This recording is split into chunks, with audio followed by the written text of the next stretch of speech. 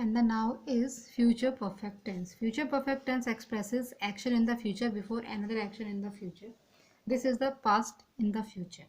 ठीक है, फ्यूचर में पास्ट यानी कि ऐसे एक्शन जो कंप्लीट हो चुके होंगे, लेकिन कब? फ्यूचर में। ठीक है, तो फ्यूचर के पास्ट टेंस हो गए। The future perfect tense is use to indicate the completion of an action by a certain future time. एक निश्चित टाइम पे वो फ्यूचर में कंप्लीट हो चुके होंगे। For example, they will have finished their work by next month. Before they come we will have cleaned up the house. तो एक निश्चित टाइम बता रहा है वो कि इस टाइम तक ये काम कंप्लीट हो चुका होगा, यानी कि completion of an action. Okay, या ऐसे एक्शन जो एक गिवन पॉइंट जो है गिवन पॉइंट ऑफ टाइम में फ्यूचर में हो चुके होंगे, यानी कि एक पॉइंट ऑफ टाइम होता है जिसमें वो हो चुके होंगे। For example, by the next year I have known Monica for 30 years, यानी कि नेक्स्ट ईयर तक वो उसकी जान पहचान जो है वो 30 साल की हो गई होगी।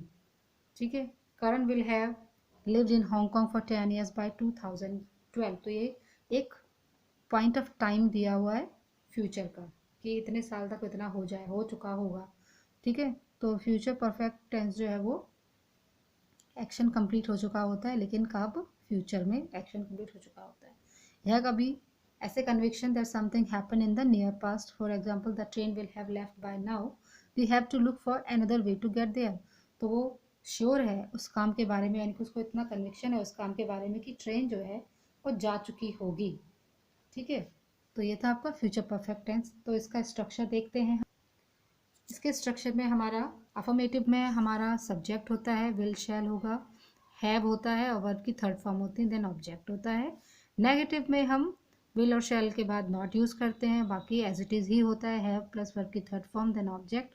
इंटेरोगेटिव में हेल्पिंग वर्ब पहले हो जाता है, फिर सब्जेक्ट होता है, हैव वर्ब की थर्ड फॉर्म देन ऑब्जेक्ट और लास्ट में क्वेश्चन मार्क होता है। और अगर हमें क्वेश्चन वर्ड से कोई क्वेश्चन फ्रेम करना है इंटेरोगेटिव में, तो पहले WH वर्ड होगा, then will shall, then subject, then have, verb की third form, then object and then question mark. तो ये स्ट्रक्चर है आपका। इसमें आपका विल हैव, शैल हैव और वर्ब की थर्ड फॉर्म आपको ये याद रखनी है। तो ये था आपका future perfect tense. Now is future perfect continuous tense. Future perfect continuous tense जो है वो ऐसे एक्शंस होते हैं जो कि स्पेसिफाइड पीरियड ऑफ टाइम में जो है वो चलते रहते हैं, यानी कि वो एक्शन जो होता है प्रोग्रेस में होता है जब तक कि उसमें दूसरा एक्शन नहीं होता है, और उसमें एक पीरियड ऑफ टाइम दिया जाता है। For example, before they come we will have been cleaning the house for 5 hours.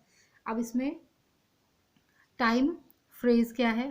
For 5 hours, यानी कि before they come we will have, जब वो उनके आने से पहले तक हम क्या है वो क्लीनिंग कर रहे होंगे, यानी कि 5, इसको हम कहेंगे कि 5 घंटे से हम घर साफ कर रहे होंगे। By the next year Salim and his wife will have been living together for 50 years, यानी कि अगले साल तक सलीम और उसकी वाइफ जो है 50 सालों से साथ रह रहे होंगे। तो एक तो इसमें टाइम फ्रेज होता है और वो काम जो है वो फ्यूचर में प्रोग्रेस में चलता रहता है। ओके, तो ये था आपका फ्यूचर परफेक्ट कंटिन्यूस टेंस। इसका स्ट्रक्चर, इसमें भी आपका सब्जेक्ट होता है अफर्मेटिव में विल शैल है, फिर हैव बीन होता है, वर्ब की फर्स्ट फॉर्म ING, ऑब्जेक्ट और टाइम फ्रेज होता है। नेगेटिव में आप इसमें नॉट का यूज़ करेंगे, विल शैल के बाद not, then have been. Okay, have been आता है, इसमें बीन मिसिंग है इसलिए मैंने बीन यहाँ लिखा है, हैव बीन, वर्ब की फर्स्ट फॉर्म ING और object and time phrase. Interrogative में विल शैल पहले आ जाएगा, सब्जेक्ट, फिर हैव बीन, वर्ब की फर्स्ट फॉर्म ING और ऑब्जेक्ट होता है और टाइम फ्रेज होता है।